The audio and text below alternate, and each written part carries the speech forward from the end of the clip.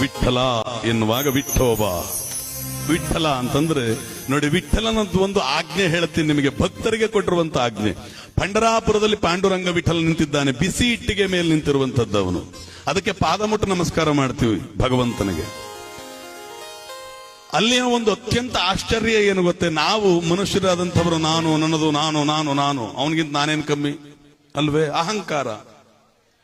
ಬೇಕಾದಷ್ಟು ಸುವಿಚಾರಗಳನ್ನು ಮರೆತು ದುರ್ವಿಚಾರಗಳಲ್ಲಿ ಮನಸ್ಸನ್ನು ಕೊಟ್ಟು ಅಹಂಕಾರ ಸ್ವಾರ್ಥದಿಂದ ಒದ್ದಾಡ್ತೀವಿ. ನಾವು ನಾನತ್ವದಿಂದ ಮನುಷ್ಯತ್ವವನ್ನು ಕಳ್ಕೊಳ್ತೀವಿ, ಸಂಕಲ್ಪವನ್ನು ಹಾಳು ಮಾಡ್ಕೊಳ್ತೀವಿ, ಭಗವಂತನ ಭಕ್ತಿಯನ್ನು ನಾಶ ಮಾಡ್ಕೊಳ್ತೀವಿ, ಧರ್ಮವನ್ನು ಹಾಳು ಮಾಡ್ತೀವಿ.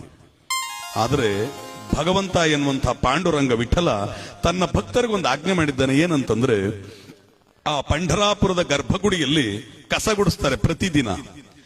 ಪ್ರತಿದಿನ ಗುಡಿಸಿದಂತಹ ಕಸದ ಧೂಳನ್ನ ಜರಡಿ ಹಿಡಿದು ಆ ಧೂಳನ್ನ ತೆಗೆದುಕೊಂಡು ಹೋಗಿ ಭೀಮಾ ನದಿಯಲ್ಲಿ ಚಂದ್ರಭಾಗದಲ್ಲಿ ಕಲಸಿ ಅದನ್ನು ತಗೊಂಡು ಬಂದು ಪಾಂಡುರಂಗನ ವಿಠಲನ ಹಣೆಗಿಡ್ತಾರೆ. ಭಕ್ತರ ಪಾದದ ಧೂಳು ತನ್ನ ಹಣೆಯ ಮೇಲಿರಲಿ ಅಂತ ಹೇಳ್ತಾನೆ ಭಗವಂತ. ಅಂದ್ರೆ ಪರಮಾತ್ಮ ತನ್ನ ಭಕ್ತರನ್ನ ತನಗಿಂತಲೂ ಕೂಡ ಮೇಲಿಟ್ಟಿದ್ದಾನೆ. ಇಂದಿಗೂ ಕೂಡ ನೀವು ಪಾಂಡುರಂಗ ವಿಠಲನ ಫೋಟೋ ನೋಡ್ಬೋದು, ಗೂಗಲ್ ಎಲ್ಲ ಸಿಗುತ್ತೆ ನಿಮಗೆ.